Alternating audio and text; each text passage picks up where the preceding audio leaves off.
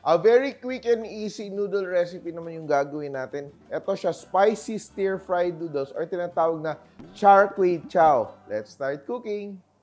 So ito, this is a very popular dish in my restaurant, Pandan Asian Cafe. Pero ito siya, ituturo ko sa iyo how you can do it at home. So ito siya, I have chicken breast, cut into strips, and Chinese sausage. Two very important ingredients natin today. And of course, ating rice noodle, flat rice noodles. Yan, nakababad na siya. An hour before or overnight, ibababad mo na siya in warm water. And firstly, I will marinate my chicken breast. So, soy sauce, cornstarch, and black pepper. Tatabi ko yan. Now, I will make my sauce. Very easy. Oyster sauce, soy sauce, sugar. Manamis-namis ng konti ito, no? And ito, a little bit of spice, sriracha or hot sauce. And we will just add a bit of chicken stock, no? Dissolve natin yung ating sauce. And meron din tayong eggs dito. Usually, merong toge, but you don't have to add the bean sprouts. So, let's start. Are you ready? Ako, I am ready. I will crack the eggs. Para ready na tayo. Now, let's start oil.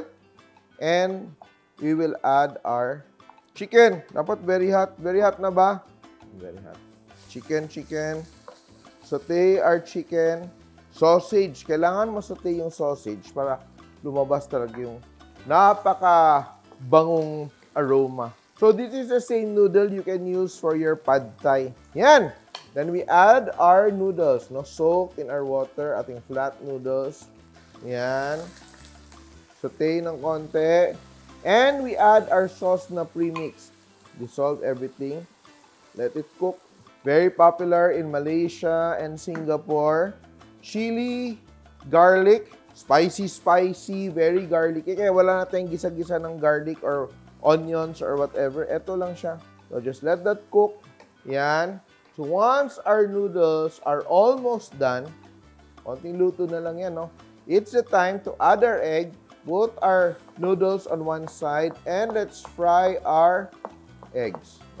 If you have toge, lagyan mo ng toge ngayon. Perfect yan. And I will add black pepper, sesame oil, toss in a little bit of spring onions, chopped spring onions. So, very similar siya ng ating pad thai, no?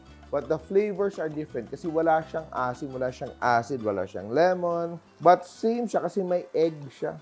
Egg na stirred in to our noodles. And very simple to do, no? Hindi sobrang daming sahog.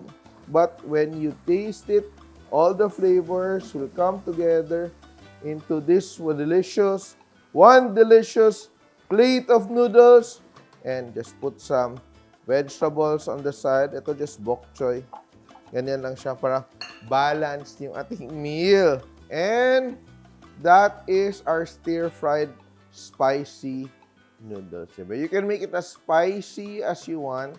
So ito naman, paglutong bahay naman natin, as long as medyo lumapit siya dun sa original, happy na tayo. Diba? Because if you want to go authentic, travel. Pwede na mag-travel. Go to Malaysia. Go to Singapore. I'm ready to eat. Kasi masarap talaga to. Promise. Sticky and chewy. Ang sarap nito pag medyo mainit pa. Ang sarap niya. Parang konting kembot na lang. Nasa Singapore na tayo with this dish. Kaya try this recipe at home. Ating spicy stir-fried noodles or Char Kway Teow. Simple! Please like and share my videos, and if you like more recipes like this, please click here to subscribe and don't forget to hit the bell button to get notified. Simple!